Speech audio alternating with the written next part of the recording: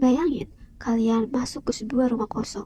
Lantainya penuh dengan darah. Di dinding terdapat satu kata yang ditulis oleh tangan sang terakhir korban.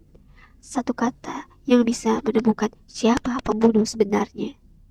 Itulah yang disebut dengan linguistik forensik, ilmu yang membongkar kejahatan melalui bahasa.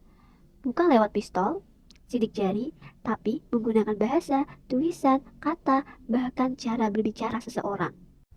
Tugasnya mencari motif dalam kalimat hingga mencari makna tersembunyi dari kata-kata yang kelihatannya sepele. Tapi tahu nggak, jauh sebelum ada ilmu modern, Sherlock Holmes sudah lebih dulu menggunakan linguistik forensik untuk memecahkan kasusnya loh. Siapa yang nggak kenal Sherlock Holmes, karakter detektif fiksi paling terkenal? Pada cerita pertamanya, yaitu di novel Study in Scarlet, Sherlock dihadapkan dengan pembunuhan misterius di rumah kosong.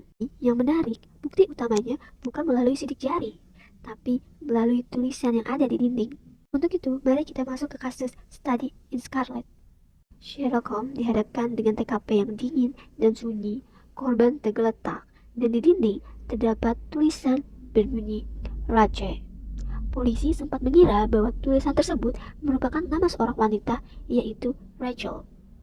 Tapi Sherlock berpikir lain bahwa kata di dinding merupakan bahasa Jerman, yaitu Rache, yang artinya balas dendam. Dari satu kata itu, Sherlock tahu bahwa pembunuhan tersebut bukanlah pembunuhan acak, melainkan balas dendam masa lalu. Bukan hanya itu saja, dari gaya bahasa penulisan, Sherlock bisa menebak bahwa sang pelaku justru sebenarnya bukan orang Jerman. Dalam kasus-kasus lainnya, Sherlock juga sering menganalisis sebuah surat. Bagi orang biasa, itu hanya sebuah catatan. Tapi bagi Sherlock, ia melihat sebuah pola bahasa. Dari cara seseorang menulis, Sherlock sudah bisa menebak usia, pendidikan, bahkan latar belakang dari seseorang tersebut. Pada akhirnya, Sherlock menang bukan karena fisik, tapi karena satu hal yang sering kita abaikan, yaitu bahasa. Jadi, jauh sebelum sidik jari menjadi bukti utama, Sherlock sudah lebih dulu menggunakan sidik jari bahasa. Aksen, tulisan, ejaan, itu bisa menebak siapa kamu sebenarnya. Kadang, kasus yang besar pecah bukan karena bukti yang besar, tapi karena satu kata kecil yang berani bicara.